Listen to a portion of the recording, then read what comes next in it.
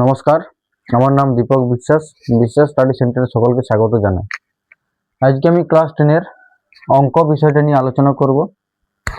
তোমাদের প্রথম যে পরীক্ষাটা, প্রথম ইউনিট টেস্ট, সেই পরীক্ষাতে অঙ্কতে কোন কোন চ্যাপ্টারগুলো আছে সেগুলো তোমাদেরকে বলবো। এবং প্রথম যে চ্যাপ্টার সেটা হচ্ছে অ্যাকচুয়াল বিশিষ্ট দ্বিঘাত সমীকরণ, সেটা নিয়ে তোমাদের সঙ্গে আলোচনাও আজ করব।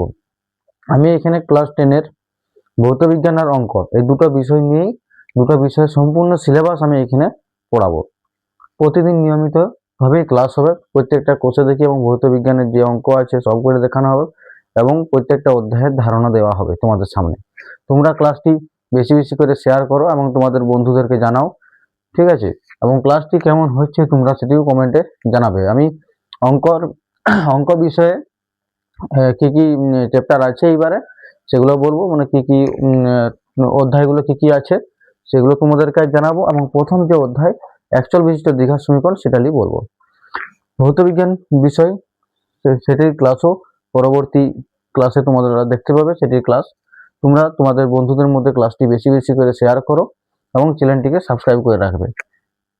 প্রতিদিন নিয়মিত এই চ্যানেলে তোমাদের ক্লাস হবে, প্রত্যেকটি কোর্সে দেখি করে দেখানো হবে।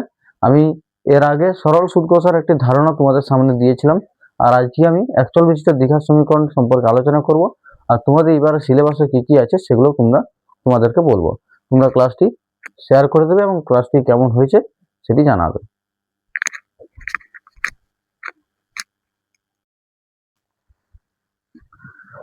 আর একটা কথা, রায়মার্টিন প্রশ্নবিচিত্রার সমস্ত ক্লাস 6 to 10 এখানে আমি সমাধান করে দেখাবো। রায়মার্টিন প্রশ্নবিচিত্রা, অঙ্ক আর পরিবেশ বিজ্ঞান আর 19 এর জন্য ভৌত বিজ্ঞান আমি এখানে করে দেখাবো রায়মার্টিন প্রশ্নবিচিত্রা।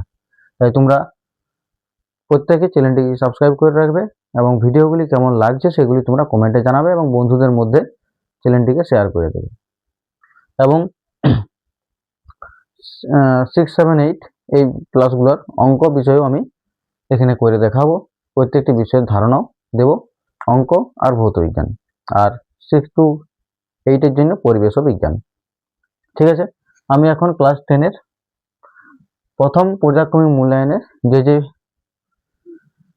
চ্যাপ্টারগুলো আছে সেগুলো এখানে বলছি। ঠিক আছে, প্রথমত তোমরা যদি ধরো পাটিগণিতের 3টে চ্যাপ্টার আছে, সরল সুদ কষা, চক্রবৃদ্ধি সুদ, সমাহার বৃদ্ধি হ্রাস, এই 3টে চ্যাপ্টার আছে। সরল সুদ কষা, চক্রবৃদ্ধি সুদ আর সমাহার বৃদ্ধি ও হ্রাস। ঠিক আছে,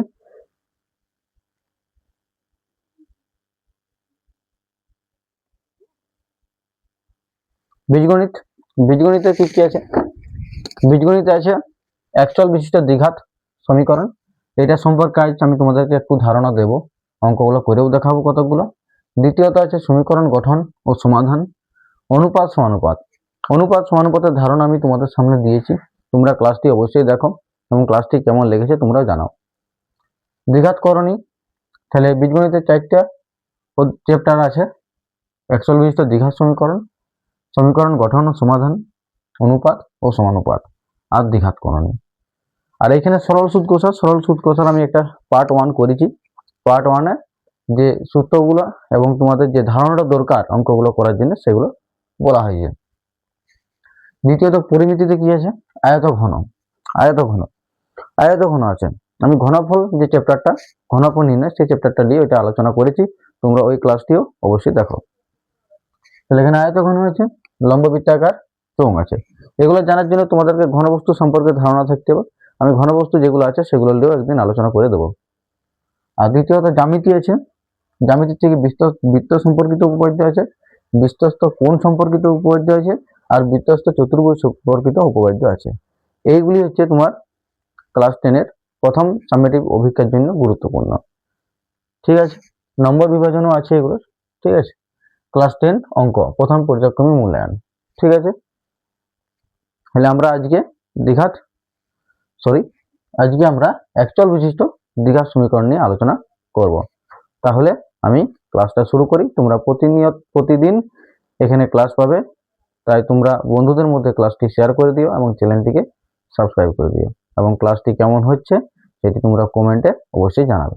ঠিক আছে, তাই চলো ক্লাসটি শুরু করা যাক।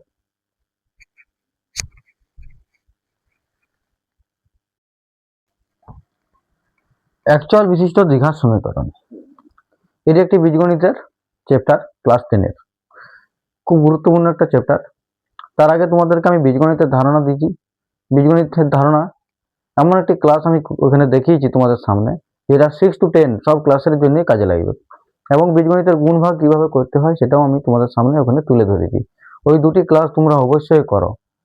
আমি কথা দিচ্ছি যে তোমাদের এই অ্যাকচুয়াল বিশিষ্ট দ্বিঘাত সমীকরণ বুঝতেও অনেক সুবিধা হবে। অ্যাকচুয়াল বিশিষ্ট দ্বিঘাত সমীকরণ বোঝার আগে তোমাদেরকে নিয়ন্ত্রিত সংখ্যা, বীজগণিতের গুণভাগ, সদিশ পদ, অসদিশ পদ, ঘাত কি, সূচক কি, এগুলো সব তোমাদেরকে জানতে হবে, তারপর তোমরা এই ক্লাসটি খুব ভালোভাবে বুঝতে পারবে। তাই তোমাদের যার যার দুর্বলতা রয়ে গেছে তারা বীজগণিতের ধারণা যে ক্লাসটি আমি তোমাদের সামনে দিয়েছি সেই ক্লাসটি তোমরা অবশ্যই দেখো, এবং ক্লাসটি বেশি বেশি করে শেয়ার করো। আমি ওই ক্লাসটিতে এমনভাবে ক্লাসটি করিয়েছি যাতে 6 to 10 সব ক্লাসেরই কাজে লাগে। যারা 10-এ উঠে গেছে, অনেকেরই হয়তো বীজগণিতের ধারণা সম্পর্কে তাদের দুর্বলতা রয়ে গেছে, তারা যদি ক্লাসটি করে তারা খুবই উপকৃত হবে। এটি আমার মানে একটা গুরুত্বপূর্ণ বক্তব্য, যে তাদের অবশ্যই ক্লাসটি কাজে লাগবে। ঠিক আছে, এবং 6-এর ছেলে যারা শুরু করছে তারাও ক্লাসটি দেখে একটু সাহায্য সুবিধা পাবে। ঠিক আছে, তাহলে আমরা অ্যাকচুয়াল বিশিষ্ট দ্বিঘাত সমীকরণ নিয়ে এখানে আলোচনা করব। চ্যানেলটিকে সাবস্ক্রাইব করে দেবে এবং বন্ধুদের মধ্যে চ্যানেলটিকে শেয়ার করে দেবে। ভৌত বিজ্ঞানের ক্লাস হবে, ভৌত বিজ্ঞানের সিলেবাস ডিসকাশন করা হবে এখানে, এবং রায়মার্টিনের প্রশ্নবিচিত্রা অবশ্যই করে দেখানো হবে।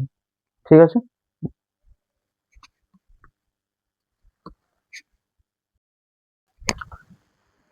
দেখো তোমরা চলক কি ধ্রুবক কি এগুলো তোমরা জেনেছো। যেমন ধরো আমি 2 লিখছি, 2টা কি তোমরা সবাই জানো, 2 একটা নির্দিষ্ট মান আছে, 2টা হচ্ছে আমাদের ধ্রুবক নেই। আর এক্সটা কি, এক্সটার কোনো নির্দিষ্ট মান নাই, তাই এটা আমাদের একটা চলক। ঠিক আছে, তাহলে যদি আমি বলি 2x, এটাও একটা চলক হবে। ঠিক আছে, এক্স এর মান যেমন হবে, ঠিক আছে, এক্স যে কোনো বাস্তব সংখ্যা যদি বলি, এক্স এর মান যেমন হবে সেরকম ভাবেই আর কি 2x এর মানটা পরিবর্তিত হবে। সদিশ পদ, অসদিশ পদ বলেছিলাম যে এক্স এর সাথে এক্স সদিশ, এক্স স্কোয়ারের সাথে এক্স স্কোয়ার সদিশ পদ নেই। হ্যাঁ, মানে 2x এর সঙ্গে 3x এর যোগ বিয়োগ করতে পারবো নেই, 5y এর সঙ্গে 3y এর যোগ বিয়োগ করতে পারবো। কিন্তু যদি বলো যে 5x এর সঙ্গে 3y এর যোগ বিয়োগ করবো, এটা হবা নেই, এরা একে অপরের কি বলে অসদিশ পদ। 5x স্কোয়ার আর 5x এরাও কি বটে অসদিশ পদ, এটা একটা আলাদা, এই একটা আলাদা, এগুলো কি বটে সব অসদিশ পদ নেই, অসদিশ পদ। এগুলো হচ্ছে সদিশ সদিশ পদ। ঠিক আছে, সদিশ পদের যোগ বিয়োগ করা সম্ভব, অসদিশ পদের যোগ বিয়োগ করা সম্ভব নয়। যদি আমি লিখি 5x স্কোয়ার ওয়াই, আর এখানে যোগ লিখলাম 10x স্কোয়ার ওয়াই, ইয়াতে যোগ বিয়োগ সম্ভব। কিন্তু যদি আমি লিখি যে 5x ওয়াই স্কোয়ার, হ্যাঁ, আর 10x স্কোয়ার ওয়াই, এরা কিন্তু সদিশ পদ লয়, কারণ এখানে x এর ঘাত 1 আছে, এখানে x এর ঘাত 2 আছে, এখানে y এর ঘাত 2 আছে, y এর ঘাত 1 আছে। এগুলো কিন্তু খুব ভালোভাবে বুঝতে হবে, তাতে তুমি টেনেই পড়ো আর কিসেই পড়ো। সদিশ পদ অসদিশ পদ খুব ভালোভাবে বুঝতে হবে, চলক ধ্রুবক অবশ্যই ভালো করে বুঝতে হবে, আর তার সঙ্গে সহগও বুঝতে হবে। যেমন ধরো আমি এই যে 2x লিখেছি, তাহলে এখানে x এর সহগ কত হবে, x এর সহগ এই সামনের যে ধ্রুবক সংখ্যাটা সেটা হচ্ছে x এর সহগ নেই, x এর সহগ। ঠিক আছে, x এর সহগ এখানে কত 2। যদি আমি -2x লিখি নেই, -2x লিখি, তাহলে x এর সহগ কত হবে, x এর সহগ হবে -2। ঠিক আছে, x এর সহগ হবে -2। সদিশ পদ অসদিশ পদ সহগ এগুলো বুঝতে হবে। ঠিক আছে,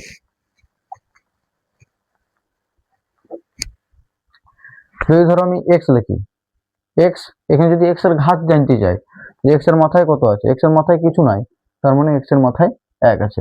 যদি ধরো আমরা x এর মাথায় 0 লিখি, তাহলে সেটা আমরা কি লিখতে পারবো, তার জায়গায় 1 লিখতে পারবো। x এর মাথায় 0 মানে 1, এর মাথায় 0 মানে 1। ঠিক আছে, এর মাথায় -n, এটাও শিখিয়েছিলাম আমি, বীজগণিতের ধারণা ক্লাসটি দেখবে, সব দেখতে পাবো এখানে 1 এর মাথায় n, এরকম হবে। ঠিক আছে, তাহলে আমরা এটাও বলতে পারি যদি 1 লেখা থাকে, 1 যদি লেখা থাকে তার জায়গায় আমরা x এর মাথায় 0 বলতে পারি। আর তোমরা এটা বলতে পারো যে এক্স এখানে বারবার লিখছি, কারণ দেখবে বইয়েও তোমাদের এক্সই বেশি লেখা আছে আর আমাদেরকে বলতে লিখতে এটাই সুবিধা হয়। এটা ধরলে তোমরা বুঝতেও পারবে ভালোভাবে। তোমরা পি কিউ ওয়াই এগুলোও ধরতে পারো, কিন্তু এক্সটা একটা ইউনিক, এটাই সবাই ব্যবহার করে, আমরাও এটাই দিয়ে আলোচনা করব। ঠিক আছে, তাহলে এক্স এর মাথায় জিরো মানে এক, বা এক্স মানে এক্স এর মাথায় জিরো তুমি বলতে পারো। মানে যেখানে এক লেখা থাকবে সেখানে তুমি এক্স এর মাথায় জিরো লিখতে পারো। ঠিক আছে, যদি বলো এক্স এর মাথায় কিছু নাই, কিছু নাই মানে এক্স এর মাথায় এক আছে। ঠিক আছে, আর এই যে ধারণাগুলো যে এক্স এক্স এ গুণ করলে কি হয়, এক্স স্কোয়ার নেই, এক্স এর সঙ্গে যদি এক্স স্কোয়ার গুণ করি তাহলে কি হয়, এক্স এর মাথায় 3, এগুলো সব কিন্তু তোমাদেরকে আমি বলেছি। তোমরা বীজগণিতের ধারণা ক্লাসটি করবে, এগুলি সব বুঝতে পারবে, বীজগণিতের গুণ ভাগ। ঠিক আছে, তাহলে আমাদের এখানে যেটি আছে সেটা হচ্ছে অ্যাকচুয়াল বিশিষ্ট দ্বিঘাত সমীকরণ। তার মানে একটাই চল থাকবে, ঠিক আছে, আর যে চলটা থাকবে তার ঘাত হবে 2। দ্বিঘাত মানে এক্স এর ঘাত, এখানে যে চলটা থাকবে তার ঘাত হবে 2। ঠিক আছে, একটাই চল হবে। যদি আমি লিখি এক্স স্কোয়ার যুক্ত ওয়াই, এখানে কিন্তু এটার ঘাত 2, কিন্তু এটা একটা চল, এটা একটা চল, তাহলে এটা দুটো চল হয়ে যাচ্ছে। এরকম হলে হবে না, একটাই চল থাকতে হবে। মানে কিরকম জিনিসটা হচ্ছে, ধরো আমি যদি এমনি লিখি যে এক্স স্কোয়ার যুক্ত এক্স যুক্ত 1, ঠিক আছে, যদি এরকম লিখি তাহলে এখানে দেখো এক্স এর যে সবচেয়ে বড় বেশি ঘাত সেটা হচ্ছে 2, এখানে এক্স এর মাথায় কিছু নেই মানে 1 আছে, আর এখানে 1, একের সঙ্গে তুমি কি লিখতে পারো যে এক্স এর মাথায় 0, একটা যদি মুছে দিই তাহলে আমি কি লিখতে পারবো যে এক্স এর মাথায় 0। মানে প্রথম যে ঘাতটা সব থেকে বেশি যে ঘাতটা হবে সেটা হবে এক্স এর মাথায় 2, তারপর এক্স এর মাথায় 1, তারপর এক্স এর মাথায় 0, এরকম ভাবে হবে। ঠিক আছে, এখানে তোমরা সহগও দিতে পারো, এর আগে 5 লিখতে পারো, 2 লিখতে পারো, এর আগে 3 লিখতে পারো, এরকম ভাবে চলতে থাকে। ঠিক আছে, মানে একটাই চলো দেখো শুধু এক্স, এখানে কোনো ওয়াই নাই। যদি আমি এমনি লিখতাম যে 5x square plus 7y plus 2, তখন কিন্তু এটা অ্যাকচুয়াল বিশিষ্ট দ্বিঘাত সমীকরণ হতো না, অ্যাকচুয়াল বিশিষ্ট হতো না, দ্বিঘাত সমীকরণ হতো, কিন্তু এটা চলটা ওয়াই আছে। ঠিক আছে, কিন্তু এরকম জিনিসটা হইতে হবে, মানে 5x square plus 2x, x এর মাথায় 1 আর এক্স এর মাথায় 0। মানে আমি কি বললাম ভালো করে দেখবে, এটা এক্স স্কোয়ার যুক্ত এক্স এর মাথায় 1 যুক্ত এক্স এর মাথায় 0, এই ফরম্যাটটা হতে হবে। ঠিক আছে, হ্যাঁ, এখানে একটা শর্ত আছে, শর্তটা হচ্ছে, ঠিক আছে, এখানে শর্তটা হচ্ছে যে এক্স স্কোয়ারটা 0 হওয়া চলবে না, মানে সরি এক্স স্কোয়ারটা ভাই, মানে এক্স স্কোয়ারের যে সহগটা হবে, এক্স স্কোয়ারের যে সহগ হবে, এক্স স্কোয়ারের সামনে যে থাকবে সেটা যেমন 0 না হয়, নট ইকুয়াল টু 0 হতে হবে। ঠিক আছে, সেটা যেমন 0 না হয়, এটা যেমন 0 না হয়। যদি এক্স এর আগে আমি 0 বস করে দিই, মানে এক্স স্কোয়ার তার আগে যদি আমি 0 বস করে দিই, তার মানে কি এটা 0 গুণিত এক্স স্কোয়ার, তার মানটা কি হয়ে যাবে 0 হয়ে যাবে। তাহলে আমার সমীকরণটা কি দাঁড়াবে, এক্স এর মাথায় 1 যুক্ত এক্স এর মাথায় 0, এরকম হয়ে যাবে। কিন্তু এটা একচল বিশিষ্ট বটে, কিন্তু এর ঘাত সর্বোচ্চ ঘাত তো 1 হয়ে যাচ্ছে, সর্বোচ্চ ঘাত তো 2 হচ্ছে না, তাহলে এটা একচল বিশিষ্ট দ্বিঘাত সমীকরণ আর থাকবে না।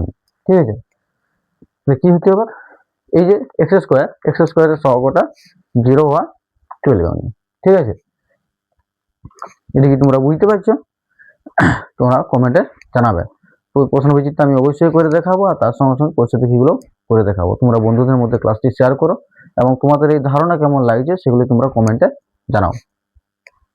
ঠিক আছে, তো আমি কি বললাম যে এখানে এক্স স্কোয়ার প্লাস এক্স এর মাথায় 1 প্লাস এক্স এর মাথায় 0, এরকম তোমরা বলতে পারো। তোমরা যেটা আর কি, যেটা দ্বিঘাত সমীকরণের যে মানে নিয়মটা তোমরা দেখে যাবে, সেটা আমরা আসছি। তার আগে তোমরা এই ধারণা নাও, এই ধারণাটা নিলে তোমাদের ওইটা বুঝতে অবশ্যই সুবিধা হবে।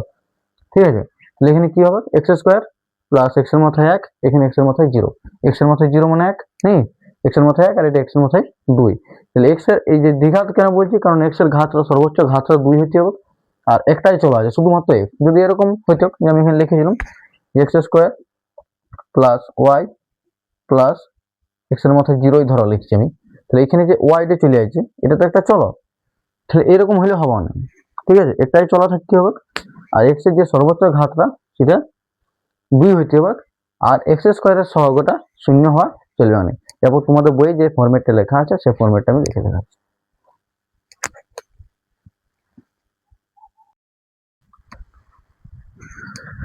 এরপর দেখো বলছে যে সকল সমীকরণকে a x square plus b x plus c equal to 0 আকারে প্রকাশ করা যায়, যেখানে এ বি সি আর বাস্তব সংখ্যা, এ বি সি আর বাস্তব সংখ্যা, এ বি এবং সি বাস্তব সংখ্যা। বাস্তব সংখ্যা তোমরা ক্লাস 9 এর বই শিখেছো, নেই?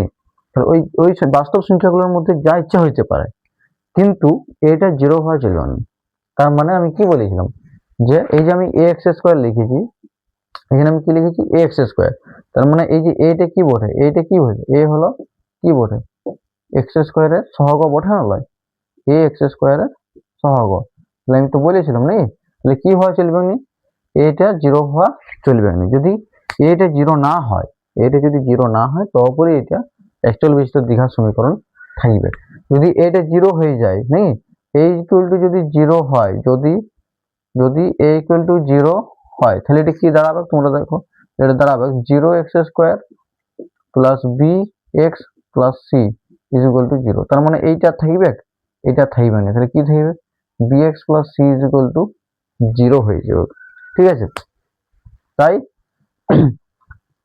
এই রকমের যে সমীকরণটা লেখা প্রকাশ করা যাবে, a x square plus b x plus c, এর মানটা জিরোর সঙ্গে সমান হতে হবে। ঠিক আছে, তাহলে সেটাকে আমরা অ্যাকচুয়াল বিশিষ্ট দ্বিঘাত সমীকরণ বলবো। আর যেখানে এ বি সি হচ্ছে বাস্তব সংখ্যা, ক্লাস 9 এর বই প্রথম চ্যাপ্টার, আর a not equal to zero, এটা জিরো হওয়া চলবে না। তাহলে আমি এখানে কি লিখেছিলাম, যদি আমি এখানে লিখি এটার মতন করে লিখি, দেখবে এটার মতন করে যদি লিখি, তাহলে কি হবে, এ এক্স স্কোয়ার নেই যুক্ত বি এক্স এর মাথায়, সরি এক্স এর মাথায় 1 যুক্ত সি এক্স এর মাথায় 0 নেই, সি তারপরে এক্স এর মাথায় 0 মানে কি 1, মানে এখানে 1 আছে, ইজ ইকুয়াল টু 0। তাহলে এখানে এক্স স্কোয়ারের যদি সহগ বলি, এক্স স্কোয়ারের সহগ কত হবে, এক্স স্কোয়ারের সহগ হবে এ এক্স এর মাথায় 1, এর সহগ কত হবে বি, আর এক্স এর মাথায় 0 মানে 1 নেই, এর সহগ কত হবে, এক্স এর মাথায় যদি 0 লিখি তখন সেটা কিন্তু চলার মতো থাকবে, এর সহগ কত হবে সি। ঠিক আছে, তাহলে a x square plus b x plus c is equal to 0। তার মানে এই ধারে এক্স এর মান তোমাকে এমন কিছু বোঝ করতে হবে যেমন বাম পক্ষটা আর ডান পক্ষটা সমান হয়ে যায়। সমীকরণের ক্ষেত্রে এটাই নিয়ম, সমীকরণ যদি তোমরা লেখো, সমীকরণ আকারে যদি লেখো, সমীকরণ এমন একটা জিনিস যেখানে তোমার বাম পক্ষ আর ডান পক্ষ অবশ্যই সমান হবে। ঠিক আছে, বাম পক্ষ আর ডান পক্ষ অবশ্যই সমান হবে। ক্লাস 8 এর বইয়ে তোমরা সমীকরণ গঠন করা শিখেছো।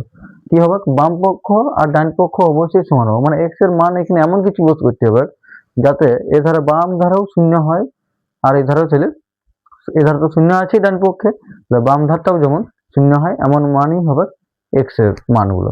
ঠিক আছে, সেই মানটাকে বলা হয় ওই সমীকরণটার বীজ বা সমীকরণটার সমাধান নেই। তাহলে বাম পক্ষ সমান ডান পক্ষ হইতেই হবে। আর তাহলে অ্যাকচুয়াল বিশিষ্ট দ্বিঘাত সমীকরণের ক্ষেত্রে যদি বলে তোমরা, মানে অ্যাকচুয়াল বিশিষ্ট দ্বিঘাত সমীকরণের প্রধান রূপটা কেমন, এটা হবে a x square plus b x plus c is equal to 0, যেখানে এ বি সি যে কোনো বাস্তব সংখ্যা, কিন্তু এটা নট ইকুয়াল টু 0, মানে এক্স স্কোয়ারের সহগটা শূন্য হওয়া চলবে না। ঠিক আছে, আর বাম পক্ষ সমান তো ডান পক্ষ হতেই হবে, যেহেতু সমীকরণ, সমীকরণ যদি হয় বাম পক্ষ সমান ডান পক্ষ হতেই হবে। ঠিক আছে, এতটা পর্যন্ত বোঝা গেল কিনা বলবে, আমি কতগুলো অঙ্ক করে দেখাচ্ছি। আর অ্যাকচুয়াল বিশিষ্ট দ্বিঘাত সমীকরণটা দেখো, এর ফরম্যাটটা মনে রাখো, এ এক্স স্কোয়ার যুক্ত b x plus c is equal to 0, যেখানে এ বি সি হচ্ছে বাস্তব সংখ্যা, a not equal to 0। X স্কোয়ারের এইটা কি বটে, এক্স স্কোয়ারের সহগ, বিটা কি বটে এক্স এর সহগ, আর সিটা কি বটে এক্স এর মাথায় 0 মানে 1, মানে এক্স এর মাথায় 0 তার সহগ বলতে পারো তোমরা, বা সিটা তোমরা এখানে ধ্রুবক বলতে পারো। সিটা একটা ধ্রুবক, এবিসি তিনটাই ধ্রুবক বটে। ঠিক আছে, সিটা এখানে যদি এটা ধ্রুবক বটে, কিন্তু এ এক্স স্কোয়ার তো ধ্রুবক নয়, বিএক্স বিটা ধ্রুবক কিন্তু বিএক্স তো ধ্রুবক নয়, সেরকম ভাবে সিটা কিন্তু ধ্রুবকই বটে, কারণ এর সাথে তো আর কিছু নাই, এক্স এর মাথায় 0 মানে তো একই তো নেই, তাহলে সিটা তোমরা ধ্রুবক বলতে পারো। এ বি সি তিনটাই ধ্রুবক বটে, কিন্তু এ এক্স স্কোয়ার ধ্রুবক নয়, বি এক্স ধ্রুবক নয়, সি কিন্তু এখানে ধ্রুবকই হবে। বুঝে যাচ্ছে কিনা বলবে। ঠিক আছে, তাহলে বুঝতে পারলে এক্স স্কোয়ারের সহগ এ, এক্স এর মাথায় 1 তার সহগ বি, আর এক্স এর মাথায় 0 তার সহগ সি। আর যদি সমীকরণ হয় বাম পক্ষ সমান ডান পক্ষ অবশ্যই হবে।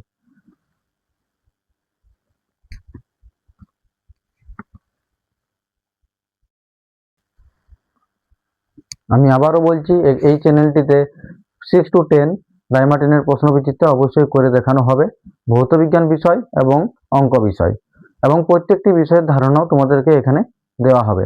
এবং নতুন সিজনে ক্লাস 11 মাধ্যমিক পরীক্ষা হওয়ার পর ক্লাস 11 ফিজিক্স পদার্থবিদ্যা চ্যাপ্টারটিও এখানে বিষয়টিও আমি এখানে অধ্যায় ভিত্তিকভাবে শেষ করব। আমার ইউটিউব চ্যানেলে সমস্ত ক্লাস এখানে করানো হবে। তোমরা তোমাদের বন্ধু বান্ধবী এবং দাদা দিদিদের মধ্যে ক্লাসটি শেয়ার করে দেবে। ঠিক আছে?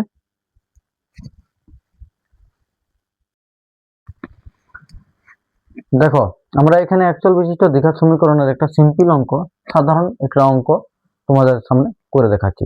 এই অঙ্কটা করব আমরা, সমীকরণটা সমাধানও করব, আর তার সাথে সাথে দ্বিঘাত সমীকরণ তোমরা কতটা কি বুঝলে, দ্বিঘাত সমীকরণের আকারটা কেমন হয়, এই যে লেখাটা লিখেছি, এই অঙ্কটা আছে, এই অঙ্কটার থেকে দ্বিঘাত সমীকরণের যে ফরম্যাটটা সেটা কিভাবে আসে সেটাও তোমরা দেখতে পাবে।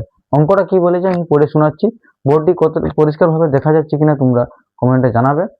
ঠিক আছে? এবং ক্লাসটি লাইক শেয়ার করে দেবে। চলো দেখি অঙ্কটা পড়া যাক। রিম্পাদের আয়তাকার বাগানের দৈর্ঘ্য প্রস্থের চেয়ে 5 মিটার বেশি। কি বলেছে? রিম্পাদের আয়তাকার বাগানের দৈর্ঘ্য প্রস্থের চেয়ে 5 মিটার বেশি এবং বাগানের ক্ষেত্রফল দেওয়া আছে 204 বর্গমিটার। বাগানটার প্রস্থ কিভাবে নির্ণয় করব সেটা আমাদের অঙ্ক, কিন্তু এটা করে দেখাবো এবং তার সাথে সাথে দ্বিঘাত সমীকরণের আকারটাও আরেকবার করে দেখাবো। তাহলে আমাদের কি বলেছে যে একটা আয়তাকার বাগান আছে, সোজা ভাষায় বুঝার চেষ্টা করবে। একটা আয়তাকার বাগান আছে, এর দৈর্ঘ্যটা প্রস্থের চেয়ে 5 মিটার বেশি। দৈর্ঘ্য প্রস্থের চেয়ে 5 মিটার বেশি, তাহলে আমি প্রস্থটা ধরে নেবো x মিটার। কি ধরে নেবো?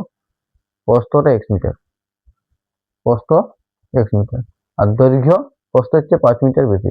তাহলে x এর সঙ্গে কি হবে? 5 যোগ হবে, x এর সঙ্গে 5 যোগ হবে, নাকি? x এর সঙ্গে 5 যোগ হবে। তাহলে তোমরা এটা নিশ্চয়ই বুঝতে পারছো। তাহলে ক্ষেত্রফলের সূত্র আমরা কি জানি? ক্ষেত্রফল সমান কি হয়? আয়তক্ষেত্রের ক্ষেত্রফল, নেই? আয়তক্ষেত্রের ক্ষেত্রফল সমান কি হয়? দৈর্ঘ্য গুণিত প্রস্থ হয়, নেই? দৈর্ঘ্য গুণিত প্রস্থ। এইখানে আমরা দৈর্ঘ্য আর প্রস্থের মানটা বস করে দেবো, নেই? এখানে আমরা দৈর্ঘ্য আর প্রস্থের মানটা বস করব। ঠিক আছে? তাহলে একটু এদিক করে লিখছি। ঠিক আছে? দৈর্ঘ্য আর প্রস্থের মানটা বস করব। তাহলে ক্ষেত্রফল সমান কি হয়? দৈর্ঘ্য গুণিত প্রস্থ। ঠিক আছে? তাহলে সমান দৈর্ঘ্য কত আমার, x + 5, আর প্রস্থ কত? x। ঠিক আছে? আর এখানে এককটা কি হবে তোমরা বলো? একক কি হবে? ক্ষেত্রফলের একক কি হয়? বর্গমিটার। তাহলে আমাদের এখানে কি লিখতে হবে? বর্গমিটার। ঠিক আছে? আর আমাদের ক্ষেত্রফলটা দেওয়া আছে, আমাদের কি দেওয়া আছে? ক্ষেত্রফলটা দেওয়া আছে। তাহলে আমরা যেটা অঙ্কটা আমরা পড়েছি সেই হিসাবে আমরা এই ছবিটা এঁকেছি। ছবিটাতে অঙ্কটাতে বলা আছে দৈর্ঘ্য প্রস্থের থেকে 5 মিটার বেশি, দৈর্ঘ্যটা 5 মিটার বেশি, মানে দৈর্ঘ্য যাই হোক, প্রস্থটা যাই হোক না কেন, দৈর্ঘ্যটা তার থেকে 5 মিটার বেশি হবে। মানে যদি এই প্রস্থটা যদি 10 বলি, তাহলে দৈর্ঘ্যটা হবে 10 যুক্ত 5, নেই? তাহলে দৈর্ঘ্য প্রস্থের থেকে 5 মিটার বেশি, দৈর্ঘ্যটা প্রস্থের চেয়ে 5 মিটার বেশি। ঠিক আছে? তাহলে এটা প্রস্থ x আর দৈর্ঘ্য তাহলে 5 করে বেশি। তাহলে আমার তো ক্ষেত্রফল তো দিয়ে আছে, বাগানটির ক্ষেত্রফল কি দিয়ে আছে? 204। তাহলে আমরা কি লিখবো? যে শর্তানুসারে বা শর্তে বা নির্ণয় সমীকরণ, নেই? হ্যাঁ, তাহলে আমরা কি লিখবো? শর্তানুসারে এই যে এটা পাইছি আমরা, x যুক্ত 5, নেই, গুণিত x, এটা সমান 204। এটা সমান কি লিখবো? 204। এটাই আমার হচ্ছে সমীকরণ, নেই? এটাই আমার সমীকরণ। ঠিক আছে? এরকম ভাবে অঙ্কটাকে প্রকাশ করাটাকে বলা হয় সমীকরণ গঠন। এরপর এটা সমাধান করলে আমরা করব সমীকরণ সমাধান, আর এইখানেই আমরা বুঝে যাব দ্বিঘাত সমীকরণের আকারটাও। ঠিক আছে? এরকম ভাবে অঙ্কটা দেওয়া থাকবে, তোমাদেরকে এরকম ভাবতে হবে। সেটার থেকে তোমরা কি জানো সেগুলো তোমরা এখানে প্রকাশ করবে। তারপরে দেখবে যে অঙ্কটাতে কি দেওয়া আছে।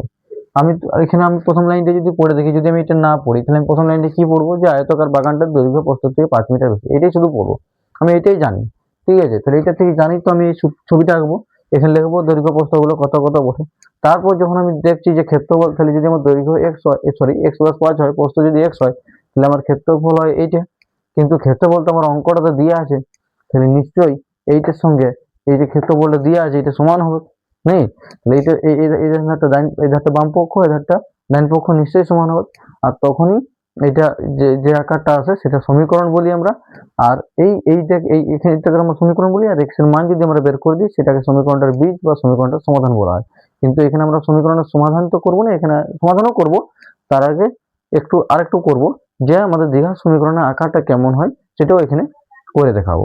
তাহলে আমি এইটা ডাইরেক্ট সমাধানও করতে পারবো, তার আগে আমি দ্বিঘাত সমীকরণের আকারে প্রকাশ করব, তারপর সমাধান করব।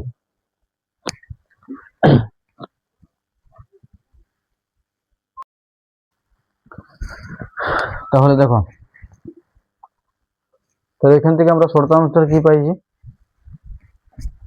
শর্তানুসারে আমরা পেলাম যে x প্লাস 5 গুণিত হয় x সমান 204।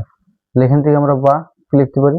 x দিয়ে 1 গুণ হবে, x দিয়ে 1 গুণ হবে, x এ গুণ করলে হয় x স্কয়ার যুক্ত 5x সমান 204। ঠিক আছে, বা আমরা এমনি লিখতে পারবো x স্কয়ার হ্যাঁ যুক্ত 5x আর 204টা এদিকে যোগ আছে, এদিকে বিয়োগ হবে, তাহলে বিয়োগ 204, আর এখানে কিছু থাকছে না ফাঁকা, তার জন্য এখানে কি লিখবো? আমরা শূন্য লিখবো। তাহলে এইটি হয়ে গেল আমাদের অ্যাকচুয়াল বিশিষ্ট দ্বিঘাত সমীকরণের আকার। তোমরা তুলনা করে দেখো, ax square plus bx plus c is equal to 0। এর সঙ্গে যদি তুলনা করি তাহলে এটা আমাদের x স্কয়ারই বটে, যুক্ত 5x নেই, আর যুক্ত তোমরা এমনি লিখতে পারো নেই। ঠিক আছে, তার মানে এখানে a সমান কত? এর জায়গায় এখানে কত আছে? এর জায়গায় আছে 1, b এর জায়গায় আছে 5, আর c এর জায়গায় আছে -4। এটা কিভাবে লিখলাম বুঝলে তো? যুক্ত, এখানে যুক্ত যেমন ছিল দিলাম, কিন্তু এখানে -204 আছে, যুক্ত ব্র্যাকেটের মধ্যে -204। এটা হচ্ছে একটা দ্বিঘাত সমীকরণের আকার।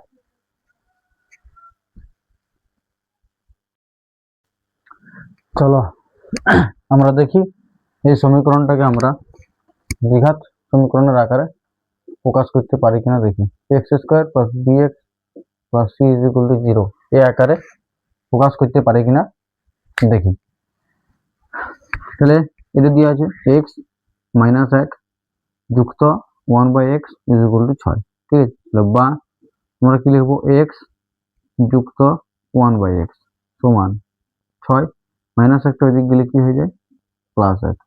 ঠিক আছে, তাহলে বা এই যোগটা আমরা করবো, তাহলে এখানে এক্স লসাগ হবে, এক্স এর নিচে কিছু নেই মানে 1 আছে, এমনি ভাবতে পারো এক্স লসাগ হবে, তাহলে 1 দিয়ে এক্স গুণ হবে, এক এক্স এক্স, তাহলে এক্স দুপুরটা গুণ হলে এক্স স্কোয়ার হবে, যুক্ত এক্স একে এক্স, এক একে 1, যুক্ত এই সরি সমান 6 এর কত হয় 7। তাহলে বা কি পেলাম?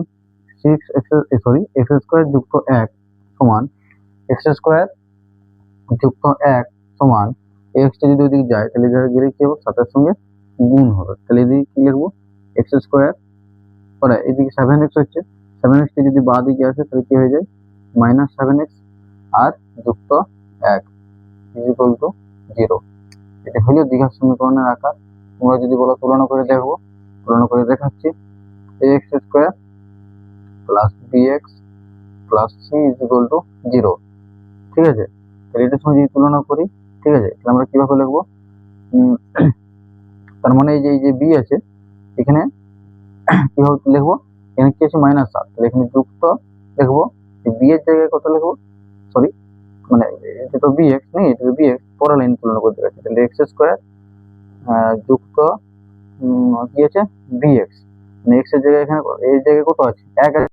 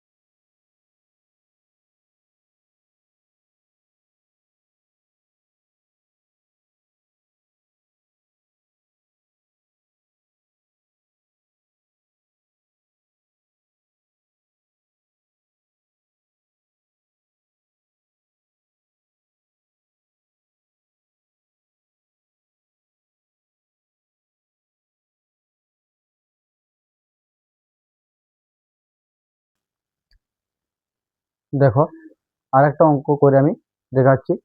বলছে x cube minus 4x² minus x plus 1 is equal to x plus 2 তার হোল কিউ। এই সমীকরণটা আছে, এই সমীকরণটাকে দ্বিঘাত সমীকরণের আকারে প্রকাশ করো এবং x² এক্স এবং এক্স এর মধ্যে 0 এদের সহগ নির্ণয় করো। ঠিক আছে, তাহলে এই সমীকরণটা সমাধান করতে যখন যাবো, সরি, এই সমীকরণটাকে যখন দ্বিঘাত সমীকরণ আকারে প্রকাশ করতে যাব, তখন আমরা এধারে দেখতে পাচ্ছি এক্স প্লাস 2 তার হোল কিউ। তাহলে এক্স প্লাস 2 তার হোল কিউ মানে কি, এ প্লাস বি তার হোল কিউ। তোমরা অনেকে এইটের বইয়ে ঘনফল নির্ণয়ে এই সূত্রটা তোমরা দেখেছো। ঘনফল নির্ণয় ক্লাসটি আমার করো, তোমরা এই সূত্রগুলো ভালোভাবে বুঝতে পারবে। আমি সূত্রগুলো বুঝিয়েছি, তোমাদেরকে অঙ্কগুলো করে করে দেখিয়েছি সূত্রটা কিভাবে আসছে। তাহলে দেখো এক্স প্লাস 2 তার whole cube is equal to কি হবে, x cube plus 3 a² b, নেই, প্লাস 3 a² বি, ঠিক আছে, plus 3 ab² plus B Q. তাহলে এটার থেকে যদি করি তাহলে আসবে x cube plus 6x² plus 12x plus 8। তাহলে আমরা কি লিখবো, বা x cube minus 4x² minus x plus 1 is equal to, এখানে কি লিখবো, x cube plus 6x² plus 12x plus 8। ঠিক আছে, এক্স এর সবগুলোকে যদি একদিকে নিয়ে চলে আসি তাহলে এক্স কিউ, নেই, এখানে দেখো এক্স কিউটা প্লাস আছে, এদিকে মাইনাস এক্স কিউ হবে। তারপর ধরো মাইনাস 4x² আছে, এধারে যদি x² নিয়ে আসি তাহলে মাইনাস 6x² হবে। তারপর দেখো মাইনাস এক্স আছে, এধারে এক্সটা নিয়ে এলে এখানে মাইনাস 12x আছে। সদিশ পদগুলোকে একসাথে একসাথে লিখছি। ঠিক আছে, এখানে এক্স কিউ ছিল, এধারে এক্স কিউটা এদিকে নিয়ে আইছি। এখানে x² ছিল, এধারে x²টা এদিকে নিয়ে আইছি। এখানে এক্স ছিল, এধারে এক্স থেকে এদিকে নিয়ে আইছি।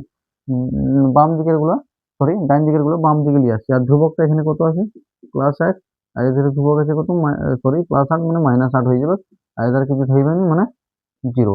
তাহলে এখানে দেখো এটা এটা কেটে যাবে। আমি বলেছিলাম সদিশ পদ্ধতি যোগ বিয়োগ সম্ভব। আর নিয়ন্ত্রিত সংখ্যা খুব ভালোভাবে জানতে হবে। যারা টেনে পড়ছে নিয়ন্ত্রিত সংখ্যা সম্পর্কে ধারণা নেই, তাদের অঙ্কগুলো করতে কিন্তু খুবই অসুবিধা হবে। তাই তোমরা আগের যে ক্লাসগুলো আমি করেছি সেই ক্লাসগুলো তোমরা অবশ্যই দেখো। বীজগণিতের ধারণা, ঘনফল নির্ণয়, বীজগণিতের গুণভাগ, তোমাদের অবশ্যই এই অঙ্কগুলো বুঝতে সুবিধা হবে। তাহলে এখানে কত হচ্ছে, -4 আর এটা -6, তাহলে কত হচ্ছে -10 x²। এখান থেকে কত হচ্ছে -12 আর এটা -1 হচ্ছে -13x।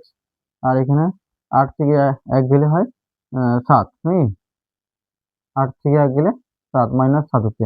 ঠিক আছে, দেখো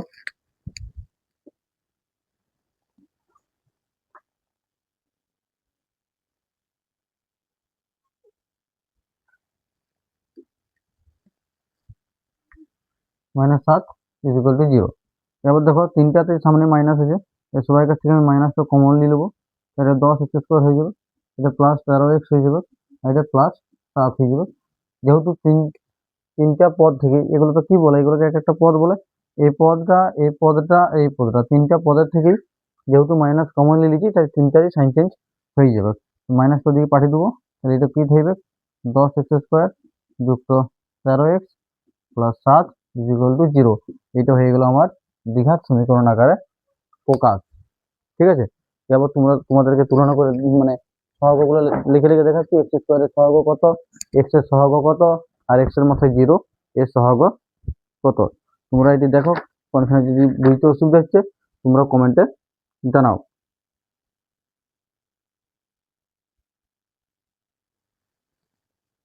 ঠিক আছে, তাহলে এখানে আমি তুলনা করে দেখাচ্ছি। তাহলে আমার দ্বিঘাত সমীকরণটা কি হয়, ax² plus bx plus c is equal to 0। আর আমার কি বেরিয়েছে, 10x²।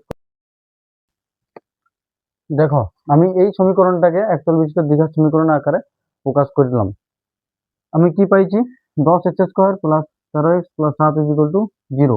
এটা যদি ax² plus bx plus c is equal to 0 এর সঙ্গে তুলনা করি, তাহলে আমরা কি পাবো, এখানে দেখো এখানে 7 আছে, এই যে 7 এর পাশে আমি x এর মধ্যে 0 লিখতে পারি ইজ ইকুয়াল টু 0। এখানে c আছে, c এর পাশে x এর মধ্যে 0 আমরা লিখতে পারি। তাহলে এখানে x² এর সহগ কত পেলাম, x² এর সহগ পেলাম 10, x² এর সহগ পেলাম 10, x এর সহগ, x এর সহগ কত পেলাম 13, আর x এর মধ্যে 0 এর সহগ কত পেলাম 7।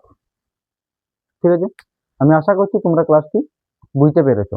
আমি আবারও বলছি 6 to 10 রাইমার্টিনের প্রশ্নবিচিত্রা এবং প্রতিটি বিষয়ের অধ্যায়ভিত্তিক ক্লাস এখানে আসবে, এবং ক্লাস 11-এর পদার্থবিদ্যা বিষয়ে ক্লাস অবশ্যই এখানে করানো হবে। প্রতিটি সেমিস্টার এখানে কভার করা হবে 2026 সিজনের। আমি ক্লাস 10-এর দীঘা 41 দীঘার সমীকরণের ক্লাসটি তোমাদেরকে বুঝালাম, এবং তোমরা কতটা কি বুঝতে পারলে সেটি আমাকে কমেন্টে জানাবে। বন্ধুদের মধ্যে ক্লাসটি শেয়ার করো, লাইক সাবস্ক্রাইব করবে, যাতে প্রতিনিয়ত তোমরা ক্লাস পেতে থাকো, এবং ক্লাসটি কেমন লেগেছে সেটি তোমরা অবশ্যই আমাকে কমেন্টে জানাবে। পরবর্তী ক্লাসের জন্য অপেক্ষা করবে।